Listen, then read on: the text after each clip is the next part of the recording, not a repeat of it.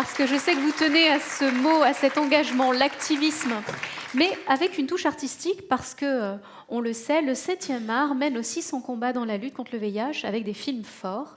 Certains vous ont marqué, j'en suis sûre, et vous en particulièrement, alors lequel vous avez sélectionné? Alors le problème, c'est qu'effectivement, on a discuté tous ensemble, le petit groupe lequel on va retenir. Et puis finalement, on s'est entendu sur 120 battements, même si on aurait pu prendre Dallas Buyers Club ou d'autres. Donc on va mettre un petit morceau Mais avant, on va avoir une présentation par un acteur de la lutte contre le sida qui n'est pas présent, mais qui a été très présent et qui a fondé ACT UP. Donc il y a une présentation de Didier Lestrade, qui est un des personnages de 120 battements par minute. Moi, je pense que c'est un très bon film. Je ne sais pas s'il va bien vieillir. C'est la seule chose que je me demande. Mais c'est un bon film qui est arrivé à un moment où l'histoire de l'activisme SIDA a été presque oubliée. Et le succès a été quand même important. Je pense que gagner un prix à Cannes, c'était quelque chose de pas prévu. J'ai beaucoup aimé tous les personnages qui ont joué, les personnes que je connaissais à ACT UP, des gens inconnus aux gens connus.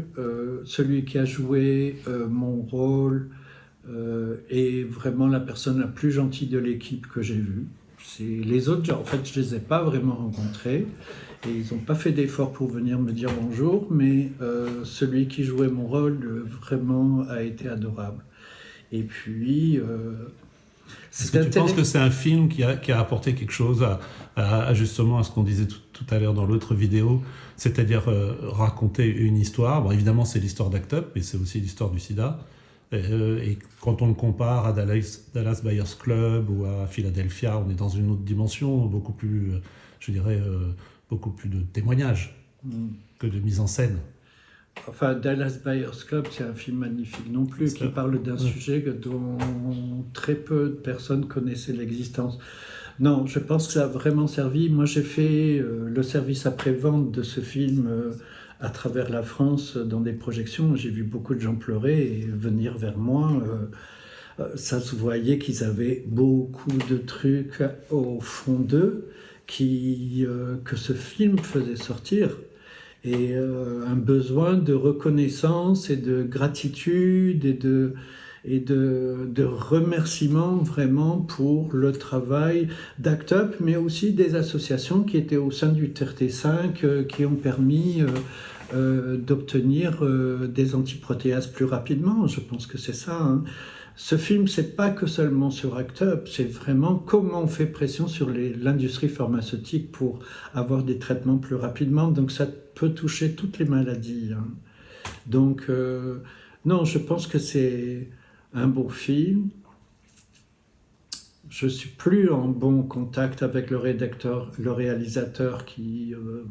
enfin bon, bref. Mais je n'aurais jamais pu penser que le livre que j'avais écrit sur ACT UP aurait servi à faire un film qui deviendrait une palme à Cannes. Voilà, ça résume un peu ce que je veux dire. Merci beaucoup, Didier. Et surtout une vignette ce soir. Donc on voit un extrait de ce film qui est fort. C'est un extrait qui est assez fort. Oui, c'est très fort, ça. Enfin, moi, avec 40 ans de route, ça me met la chair de poule à chaque fois, ce genre de vidéo happening. On y va. Catherine de Médicis demande à Ronsard... Bonjour tout le monde, nous sommes ACT UP Paris et nous sommes venus vous donner un cours de prévention sur le sida parce que l'État français est incapable de nous informer. Qui vous a donné l'autorisation? Non, il faut savoir que la capote, c'est la seule manière de se protéger pour la fellation. Il faut savoir que le risque existe bel et bien. Oh, je vous demande de quitter cette salle. Nous vivons le sida comme une guerre invisible aux yeux des autres. Pourtant nos amis meurent, et nous ne voulons pas mourir. Nous nous battons contre ceux pour qui l'épidémie est une aubaine car elle tue depuis plus de 10 ans dans l'indifférence générale. Je vais résumer la situation. Melton Farm a décidé d'orchestrer une pénurie de traitements afin de faire parler de sa nouvelle molécule. Et d'amplifier l'effet d'annonce, on va augmenter la pression et on obtiendra de toute façon les médicaments pour les gens qui en ont besoin. Ensemble, nous pouvons unir nos forces pour résister à l'épidémie et aux problèmes sociaux qu'elle engendre. Il faut inverser le rapport de force. C'est pas nous qui avons besoin des labos, c'est eux qui ont besoin de nous. Tu vois bien qu'on n'arrive pas à mobiliser les médias sur la question des traitements.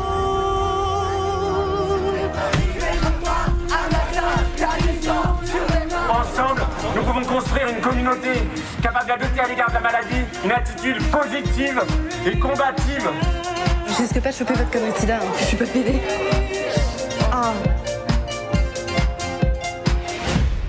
À Acte Paris, nous avons choisi d'affirmer le sida comme un défi. Vous pouvez le relever avec nous. Rejoignez-nous.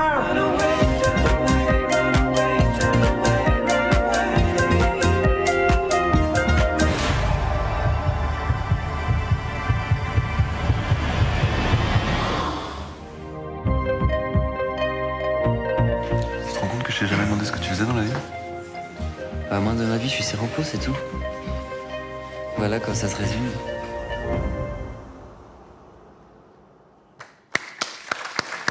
Merci infiniment pour cette vignette encore dédiée à l'activisme.